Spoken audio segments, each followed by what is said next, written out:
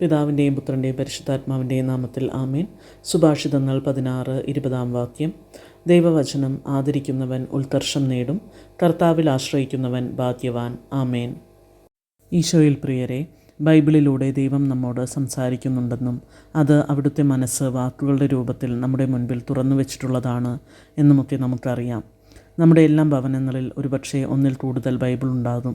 നമ്മുടെ മനസ്സ് തുറന്ന് ദൈവസ്വരം കേൾക്കണമെന്ന ആഗ്രഹത്തോടെ നമ്മൾ എന്നാണ് അവസാനമായി ദൈവവചനം വായിച്ചത് എന്ന് നമുക്കിന്ന് വെറുതെ ഒന്ന് ആലോചിച്ചു നോക്കാം. നാം ദൈവവചനത്തെ ആദരിക്കുമ്പോൾ നമുക്ക് ഉയർച്ചയുണ്ടാകുമെന്ന് ഇന്നത്തെ വചനം നമുക്ക് ഉറപ്പ് തരുന്നു.